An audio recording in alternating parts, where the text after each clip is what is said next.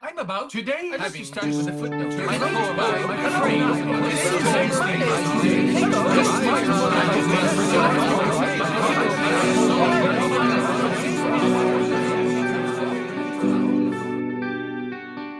I'm about having just returned from visiting my wonderful Canadian cousins for a few days to start a new cycle. It will be based on the book of the floating refrain. You can see the cover shows the refrain floating from the top to the bottom. Basically, a refrain is a recurring line, and in my poems of this nature, it seems to be a form I thought I was inventing, but I since have discovered there was a guy in Switzerland who wrote one, a single one of this kind. I have done 99 in the book. A floating refrain is like this. You have the line to be repeated occurs in line 1 of stanza 1. Then it falls to line 2 in stanza 2, to 3 in stanza 3, to 4 in stanza 4, and it drops to the bottom of the lake or the pond like a pebble dropped into the water in line 5, concluding the floating refrain sequence. Now, I'm going to do one today, which is especially fun. I thought I would have something on the lighter side to get us started. This one is based on a line that I took as my recurring refrain from a popular song, Oh, Susanna. My favorite verse is the one that goes, I had a dream the other night when everything was still. I thought I saw Susanna. She was coming down the hill. A buckwheat cake was in her mouth, a tear was in her eye. Says I'm coming from the south. Susanna, don't you cry. Oh, Susanna, and don't you cry for me, for I come from Louisiana with a banjo on my knee. Okay, you'll watch the refrain descend like that pebble or perhaps a leaf or maybe just a frog jumping into the water. A buckwheat cake was in her mouth, a tear was in her eye. That's how he dreamt of fair Susanna coming down the hill. He knows that she's been lonely, walking outlined on the sky. She may be sad at twilight, yet her life will hope instill. She's thinking of nutrition even while she needs to cry. The picture with a consolation yet my thought can fill. A buckwheat cake was in her mouth, a tear was in her eye. A country girl, she's young and feels no weakening of will. I know that buckwheat's good for you. The taste will gratify. My grandma made us kasha, warding off the winter chill. The key is multitasking. Let no balance go awry. To concentrate on foolish gloom, all happiness may kill. A buckwheat cake was in her mouth. A tear was in her eye. Keep body, soul alike alive. No tear in vain can spill. A cry is fine, but don't neglect your diet, so say I. New life is granted every day, our waning time until. A tear and smile are dawn of mercy, dew, and sunny sky. 'Tis well we rise and then descend, Susanna-like in skill. A buckwheat cake was in her mouth, a tear was in her eye. Be happy, sad, or both at once. We're made for good and ill. Hellos, be hail, be healthy. God be with you is goodbye. Too deep for tears the dreaming of the simple daffodil. The blissful and the dismal come and go, abide and fly. Enthrallment is the blending of a thraldom and a thrill. A buckwheat cake was in her mouth, a tear was in her eye.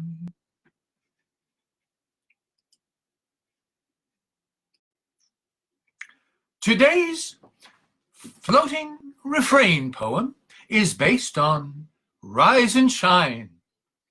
My father would say this to me when he was in a jolly mood and I was in a lazy one. The call is often heard in military barracks. But to my friend Shahid Alam, a Pakistani-born citizen of Germany, it seemed a verse of poetic verve and power. He now greets his teenage daughter in the morning with, Steh auf und leuchte. Rise and shine. Lift your eyes and divine how the skies might incline. Catalyze, rise and shine. Lights are wise that combine to surprise. Brightly eyne that surmise, rise and shine in a guise hyaline. Sunlight dries, dewy wine, crooner sighs, rise and shine. Adonai's made the sign. No goodbyes. You are mine. Height we prize. Rise and shine.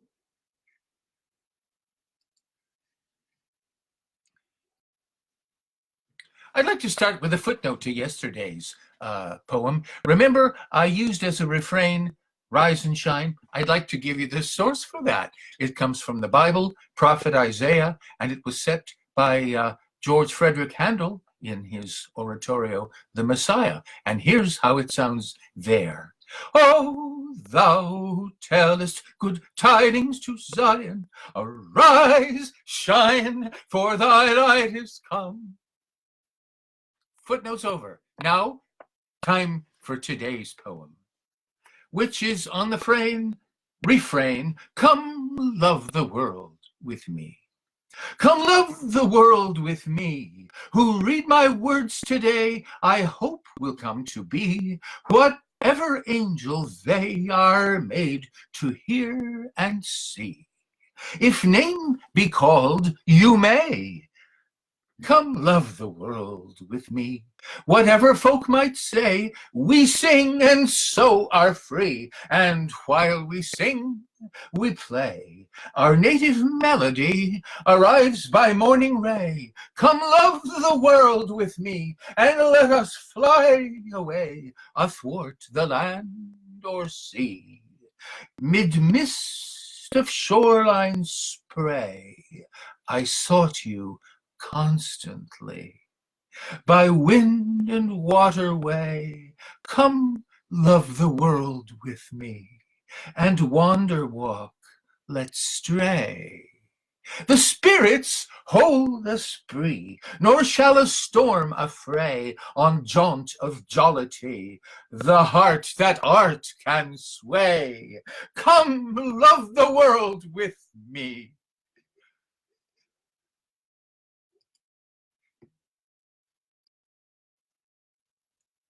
Here's a poem I wrote to go with the one I read to you yesterday. You notice these poems of mine are not guides to happiness. They are happiness. Oh, tight, sweet harmonies, delicious, quoth a friend, so light you charm with ease, and rift 'tween hearts will mend, and body, spirit please. I love you, honeyed tones, oh tight, sweet harmonies, the craft the chanter hones, the soul made winged freeze to dare the deep unknowns. Me visiting the bees had emblemed what would come. Oh, tight, sweet harmonies, you bear a blessing from the one, the sun, the seas. Upon my heartstrings play, remember centuries that sang as we today. Oh, tight, sweet harmonies, here in my haven stay. I harp to heaven breeze, may singing scripture be. Mid myrtle Eden trees, come love the world with me. Oh, tight, sweet harmonies.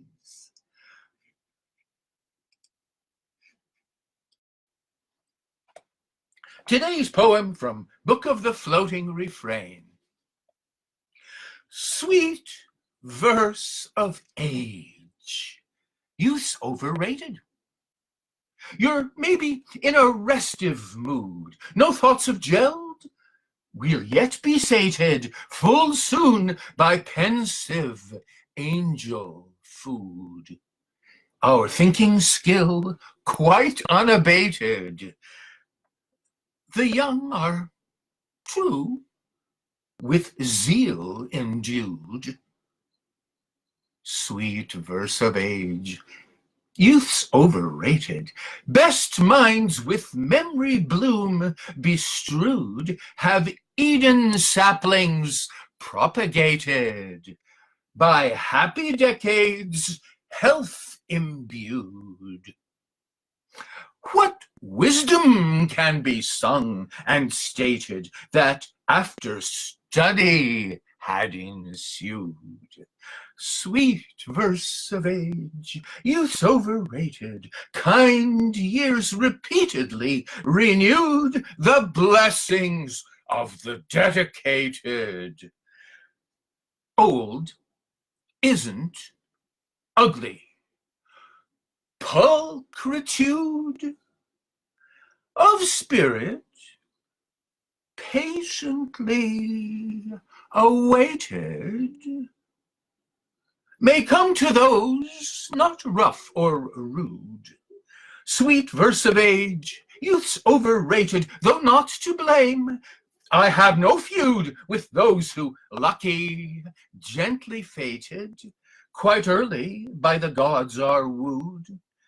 Yet brave and heaven's strength elated, the prophet cometh, rainbow-hued. Sweet verse of age, youth's overrated.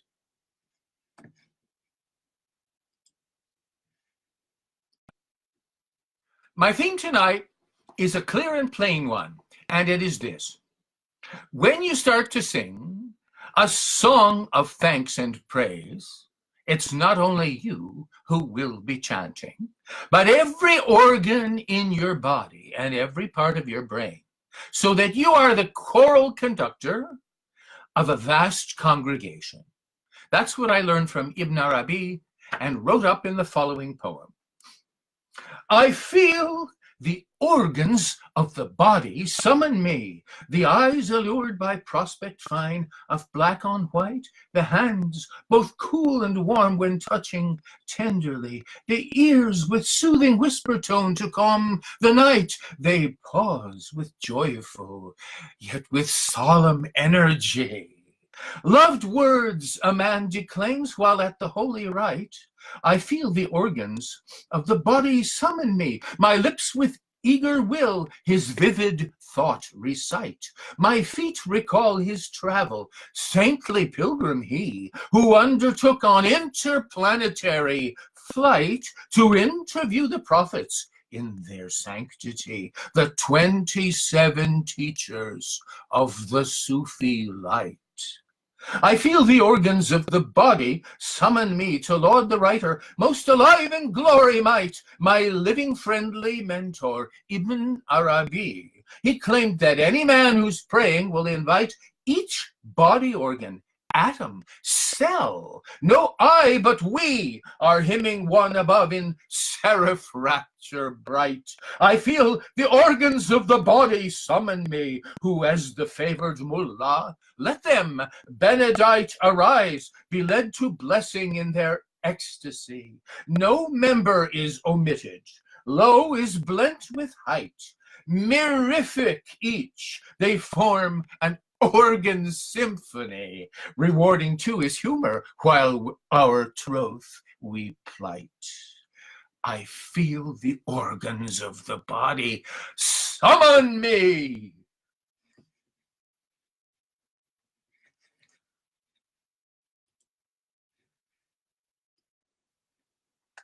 My theme tonight is rather enjoyable because it's so peculiar.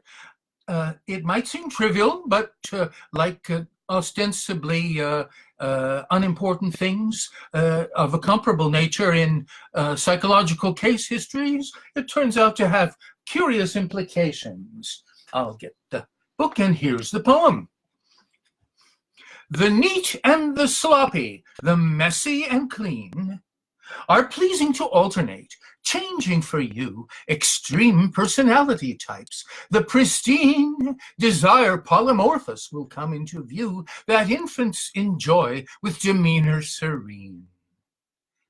The changes make clear we need wisdom to do the neat and the sloppy, the messy and clean. An end to fixation. A dream may come true when varying moods you prefer and will glean contrastable gratifications not few. Our breathing, the inward and outward, will mean a stress and release that is one and are two. The neat and the sloppy, the messy and clean are clearly analogous. Chant hallelujah, good sayings are heaven bowed. Surah 14.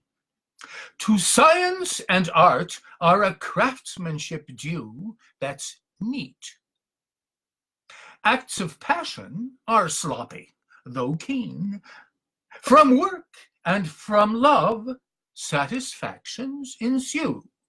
The neat and the sloppy, the messy and clean, our lives with diversity, courage imbue. Would each be of Eden a king or a queen, be fruitful and multiply, triumph where through a freedom is given. Though limit be seen, yet hope is a rainbow of changeable hue. The neat and the sloppy, the messy and clean.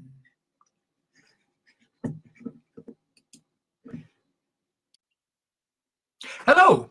This is Monday's video for me, but I'm so eager to give it that I am beginning it 6 minutes early. Now, the point of it is that there are very few experiences I've ever had that could equal, certainly not surpass, that of producing a superb lyric poem. This may be true for people in general. In any case, an insight of this kind was discovered on one occasion by a group of children, and it happened on Christmas Eve, and I have a story to tell you about it.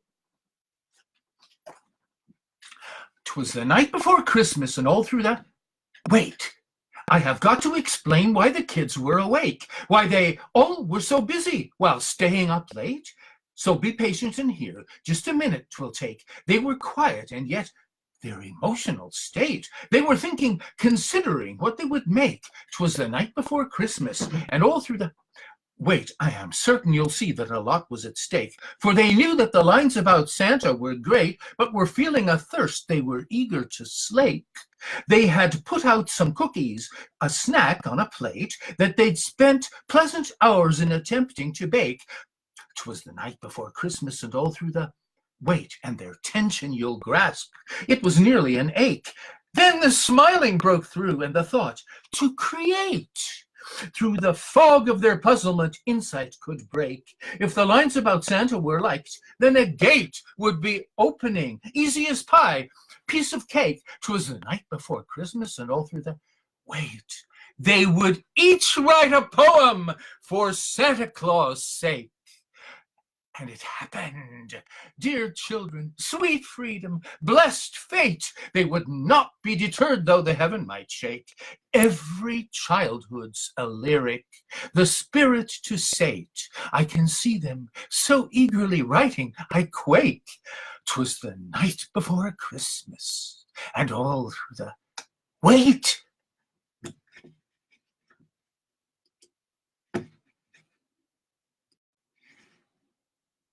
Tonight's theme is troubadour. The word means a finder. The late medieval troubadours, love poets, were praised for being finders of continually new forms of word song, and it's my mission in life to be that. It could be said, well, Picasso has said that, well, here were his words: I don't seek, I only find. Here we go. I heard the name in heaven uttered, Troubadour, it was the angel's own, yet too I knew it mine. The gracious favor's height, a higher mind amour, a calling to a timeless potency divine, and that is why it will the spirit life allure. Compose in verse, invent and sing, the three combine. I heard the name in heaven uttered, troubadour. It meant the skill to find what you can hymn, a sign that poetry is born in soul of music pure. It's in sweetness 'twill excel the headiest of wine. The more we sing in words, the more we can assure the Orphic sun will rise in weary night's decline. I heard the name in heaven uttered, troubadour. I viewed the light on ocean's surface, hyaline. A potion I imbibed that lover ills might cure. Come, lady bright, and drink to me with sky blue eyne, and I'll enwrapped apply a lute and tablature. To pledge of yours I gladly will reply with mine. I heard the name in heaven uttered, troubadour. Let's add the violin to pleasures of the vine. Things precious in the world will mid the names perdure.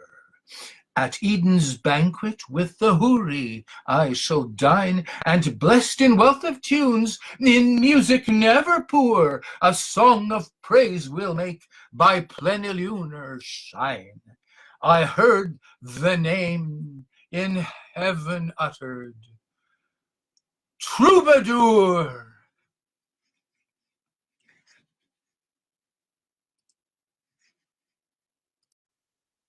Today's poem is an exercise in jocular self-portraiture.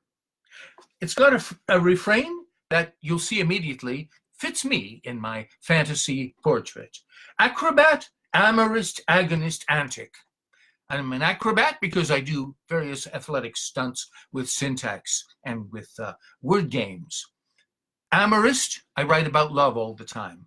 Agonist, a friendly rival in verse writing with various poets, ancient and chiefly modern.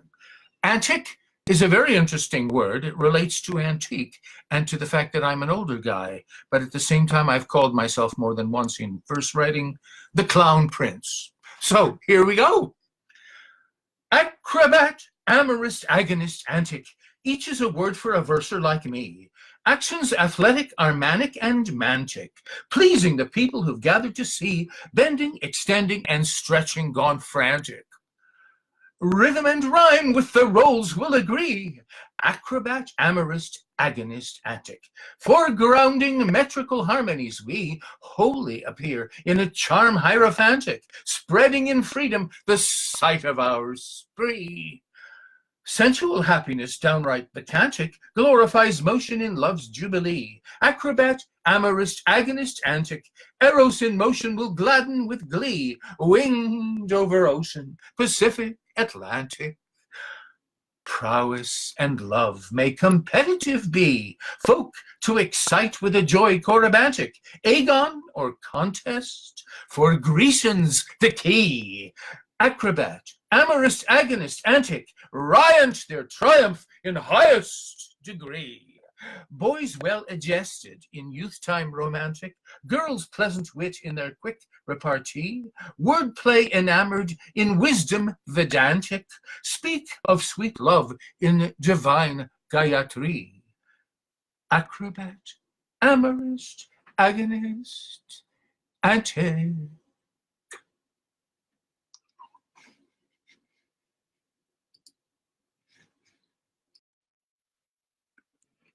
Nature is an exploring polymorph. It takes on many morphs or shapes. Being a polymorph is what it wants to be, and behaving as a polymorph does is what it wants to do. So, the moral that nature teaches is, do what you want to be what you want to do. Do, be, do, be, do. And that's my poem for tonight. Exploring polymorph is nature. Be, she cries, then adds, for life is action, do. And so she doubly summons you and me. Her doobie-doobie is a theme wherethrough we hear the wave embraving in her plea. Unnatural? Impossible. She's all. Exploring polymorph is nature. Be, she will evolving to the water's call a fish to be amphibian, while she invents what more in deep can spawn and sprawl. A doctor said, a bit surprisingly, a thing that may as perfect emblem serve. Exploring polymorph is nature. Be, and feeling free, in new directions swerve.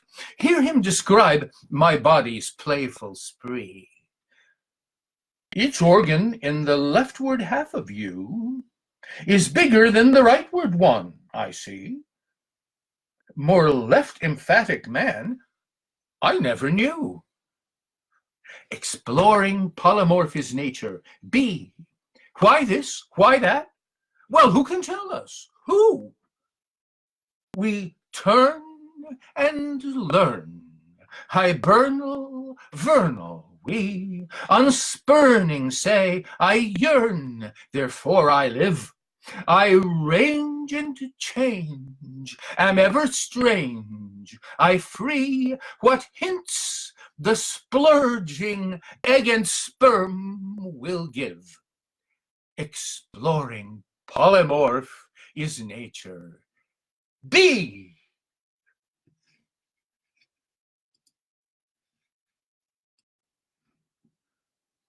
George Myerson's book, A Private History of Happiness, 99 Moments of Joy from Around the World, presented to me this medieval Japanese epiphany that changed the life of the one who saw it. Here we go. A sudden rain-damp cliffside lit had blessed a hiker in Japan. For change of ways, an emblem fit. Why not leave court? Mere freedom can transform the air. You breathe a bit.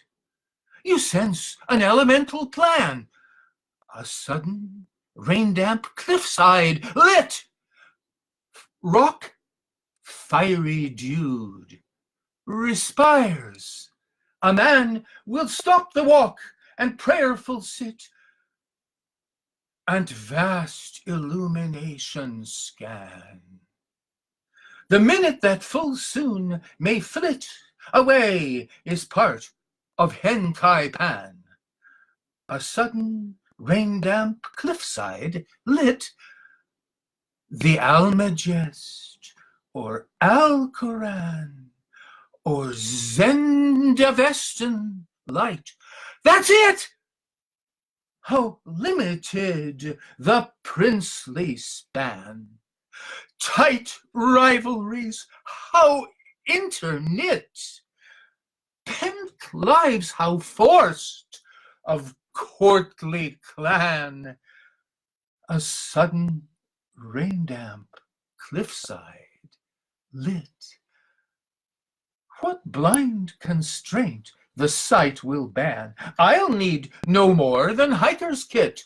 The livened mind uprising ran to face the great. How dim our wit! Our unspent God flame, let us fan! A sudden rain-damp cliffside lit.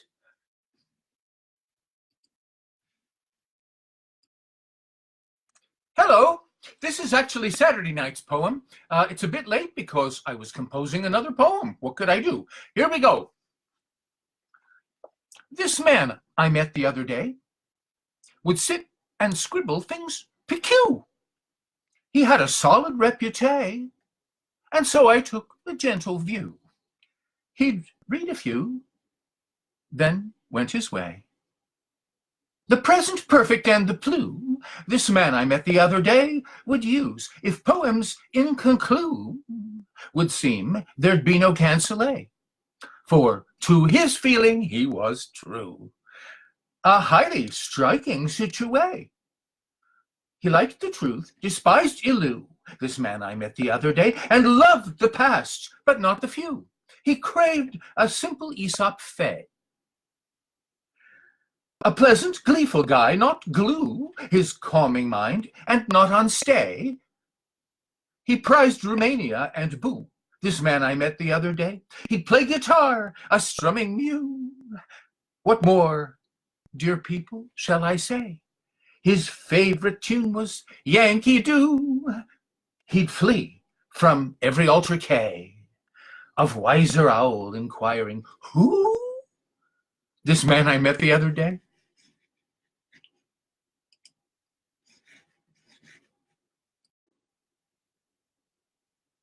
For tonight's poem, I should like to take as my refrain in this book of the floating refrain, a sentence from a letter by John Keats, which has always moved me deeply. He's 26 years old. He's dying of tuberculosis and syphilis and probably mercury poisoning, since mercury is the supposed cure he's taking. Here's what he wrote. I think I shall be among the English poets after my death.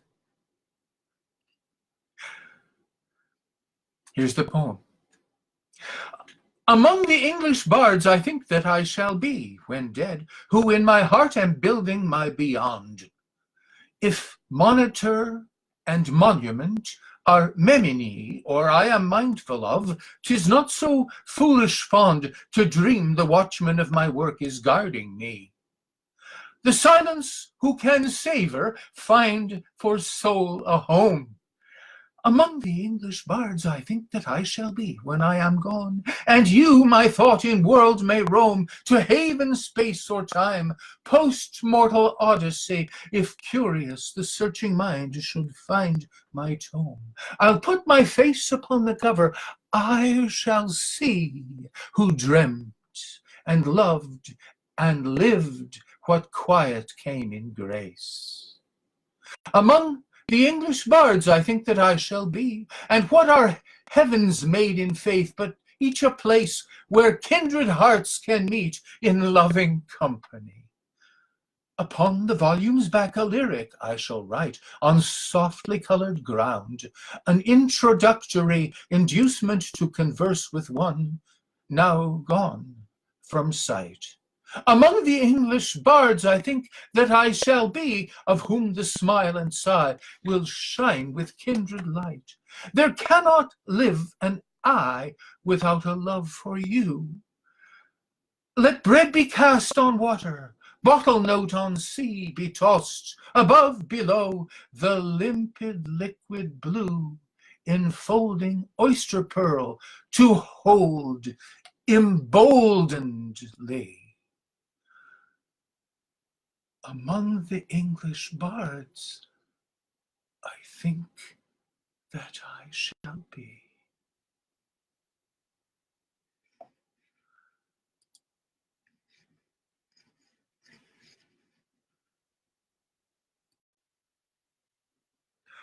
My poem today is stimulated by the idea of the 99 names of God in the Quran, which are not his names at all, but rubrics of qualities of the unnameable. And that's how I treat spirit in this poem. Spirit moves forward, stormy weather. Spirit moves on, we have to fight. Spirit grows warm, will force untether. Spirit looks back, and both are right. Spirit enfolds the yes, the whether. Spirit is darkness and is light. Spirit moves forward, stormy weather. Spirit is weakness and is might. Spirit is snow and it is heather. Spirit is cursed and benedict. Spirit our loves will rend, dissever. Spirit descends to rise in flight. Spirit moves forward, For stormy weather, spirit is norn, and freedom bright. Spirit abides, moves on forever.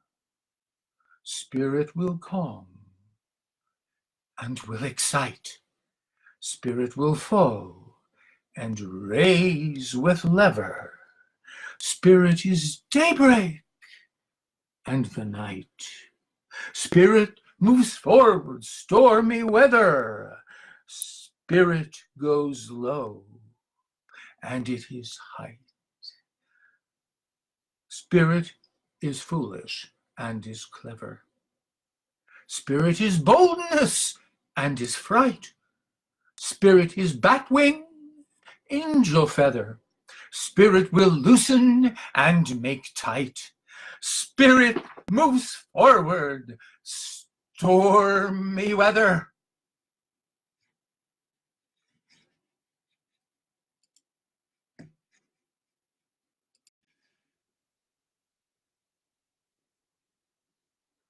Write what you must, your name will show the way. So Brahms' Quintet, the Opus 34, from Serenade of Spain to Triumph Day, the Scotland Snap, the Major Minor, more sane, wild variety than I can say. Command it made, this hallowed life adore. Write what you must, your name will show the way. 'Twill sing of the direction, how to soar, the strength of predilection, how to stray, how retrospection bears your heaven lore. Let never trendy threateners affray. From riant heart, hear thunder's ardent roar. Write what you must, your name will show the way. The gift that Brahms to blessed planet bore, him gave an angel envoy role to play. Prometheus or Venus on the shore made clear how we a coldness could allay with richest warmth, our heaven health restore. Write what you must, your name will show the way. 'Twas waning faith that gods from mortals tore.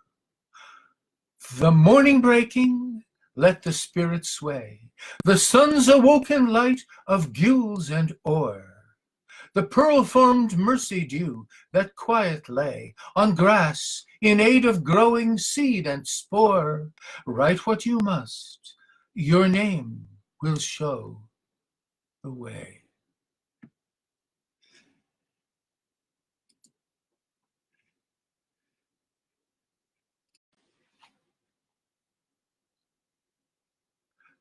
The waving pattern of the strokes, the fallen, flown, and curving snow that winds in tranquil paths had made, alighting on the umber ochre, pale bestrown, they with the soil and waning grass in contrast played.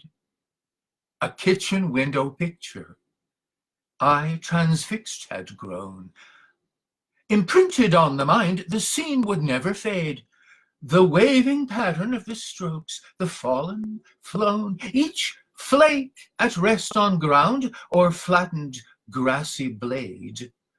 It struck me, a portrayal I before had known, had of a sudden reappeared in strength arrayed, when Wyeth had his native coldened landscape shown. The clods and plant cells came alive, though heavens grayed. The waving pattern of the strokes, the fallen, flown, long traveled, patient, through my window pane portrayed, brought back the many quiet days he passed alone. The half-dead grass leaves, in their layers interlaid, both now and then would hold no single color tone, but shared the tan and cream and brown and green in shade. The waving pattern of the strokes, the fallen, flown, on these enspelled, the gaze might endlessly have stayed. of memory perpetual. The seeds were sown that yesterday uprose to brain in rapture swayed. The hues, though muted, of the snow and earth and stone, the painter loved. I laud them in my sheltered glade. The waving pattern of the strokes, the fallen, flown.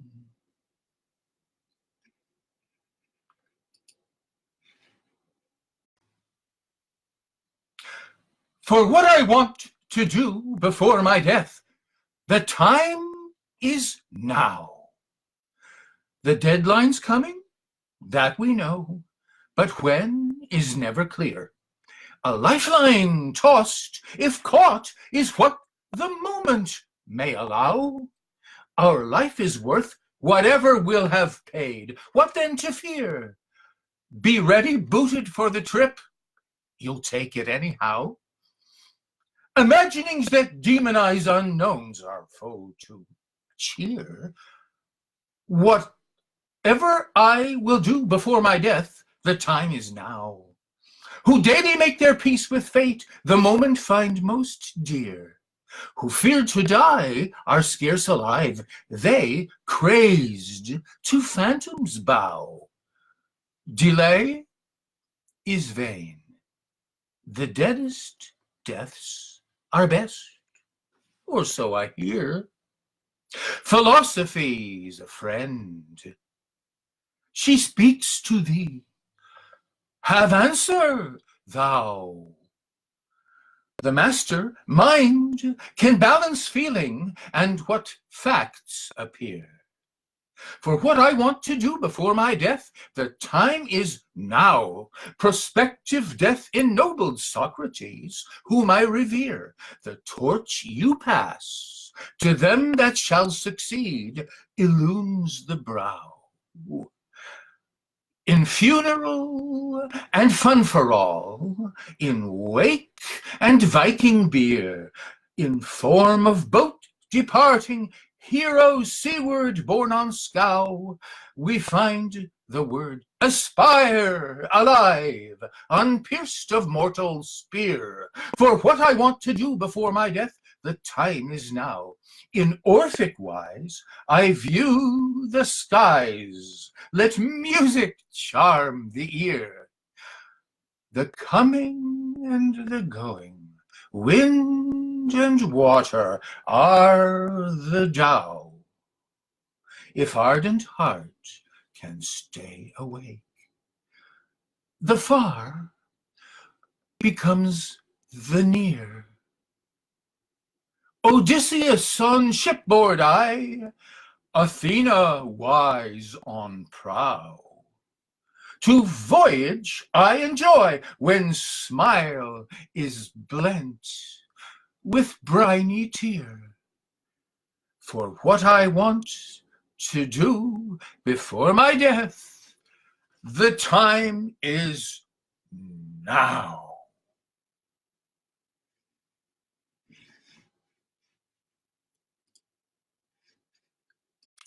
My poem today is going to focus on something, it's really quite an ancient motif. Throughout Homer's Odyssey, whenever there's an impending event of great importance, it is signaled by the sudden ascent of a flock of birds into the sky that seem to fill the whole heaven, where just a moment ago there was nothing. This was the reason, this was the pretext, the opportunity for the Sibyl, the Pythia, the prophet, the priest, the diviner, the professional guesser, the, let us say, imaginer, the poet, to spring into action and to interpret. And as a matter of fact, that occurs again in modern times with the novel, the wonderful novel, Invisible Man by Ellison. There, you also have these symbolic flights of birds, and they signal something important in the action. Also, what they indicate is that Ellison wants you to think here and there about the Odyssey, and it really pays you to do that. Sometimes the parallels are quite witty and enjoyable. And in that regard, I think he's helping us understand his desire to use as his mentor James Joyce's Ulysses. That's a lot of fun to investigate. All right, I'm back to my original old and new theme of divination arriving when birds are let fly.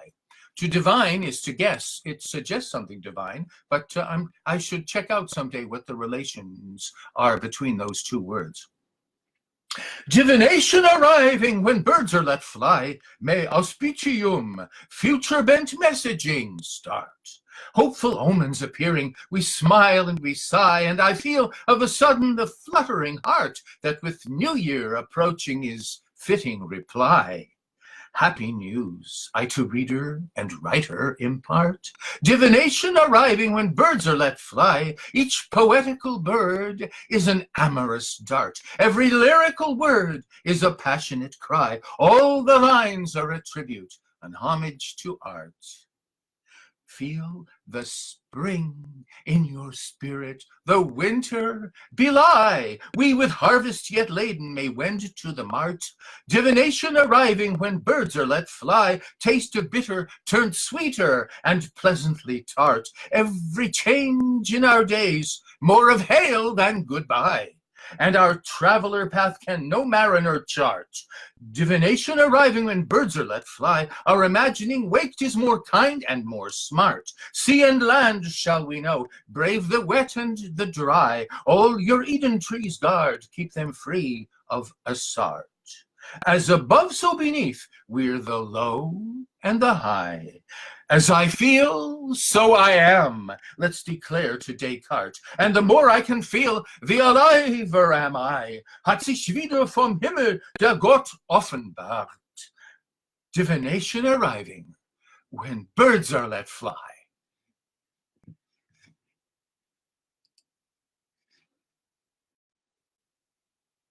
I'm going to do something a little unusual this morning. Last time I read you a book, or rather a poem about the sudden ascent of birds in air from my book of the floating refrain. But there is something unusual about this book of the floating refrain. Look at it. On facing pages for every poem, there's a blog, or as I'd rather call it, blogatelle, which means a blog that is a kind of musical, light, catchy song or piece. And what happens often in the blogatelle commentaries, which are just simply designed to ease you into the poem and provide a little context, sometimes more directly personal and not quite so universal, is that it may start with prose and then edge its way into a quite independent poem. It sprouts wings and then flies off entirely on its own. And in this little blogatelle, there's an additional interesting feature. Once the poem gets started, it begins as a nature clip, but very soon morphs before it's over into a love song for a woman. I sat outside the body lab, massage now done, and for a cab I waited. On a spot of ground a sparrow soon alighted, found a crumb and stayed. Another bird appeared, a second and a third. Where had they come from? Couldn't tell. That suddenness, I liked it well. No, that's too dull a word. To me, it seemed a childlike mystery. They weren't, and then they were. And then I sensed behind the mise en scène a zero, then a being. Door had opened to a metaphor. When you appeared, your unseen flight and never hoped for there-ness light were as in dark the gleam unique when morning star will seer seek and teach with sudden shine afar what bird and love and flying are.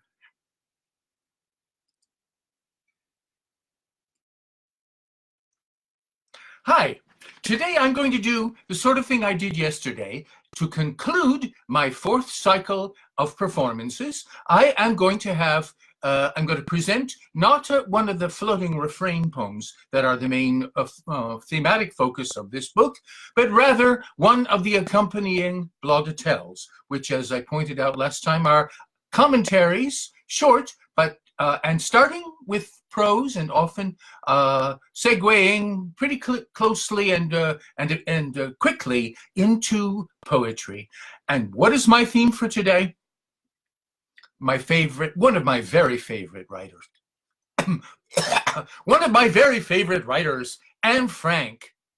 What I love about her is she writes about everything, and she loves writing about everything. And if it's a source of grave irritation to her that she happens to be describing, in a minute she'll relax and laugh about it because she got it out of her system. Nobody was better at presenting a mature perspective on the sad comedy of self-pity than young Anne Frank. Here's what she writes. Dear Kitty, I'm on top of the world when I think of how fortunate we are and compare myself to other Jewish children, and in the depths of despair when, for example, Mrs. Clayman comes by and talks about Jopie's hockey club, canoe trips, school plays, and afternoon teas with friends. The soul of one who's meant to be an author we may know by this: a hockey club, canoe trip, tea with friends, a play at school we miss, are owned and owed as well. To feel the wholeness of the lives of each is all the property we need, describing properly our bliss. We see the day that Jopie spends and how he'll spend tomorrow too. And Kitty, who's the best of friends, will be amused by what we do in presence or in absence, for the two are bridged in written reach, a castigated chatterback in school. So Anne expands our view. If Mrs. D is nearly witless, thinking she'll be getting shot, be tossed in prison, hanged, or kill herself, we know she's likely not to let her envy of her son subside, or think that she can teach her husband not to squander money on tobacco. Horrid thought! Anne quarrels, curses, cries, feels sorry for herself, then laughs and starts all over. Giddy with self-pity, Anne, you have the best of arts. You ponder and depict and joke, direct and play, while others preach, and all the fun you like to poke is warm and lodges in our hearts.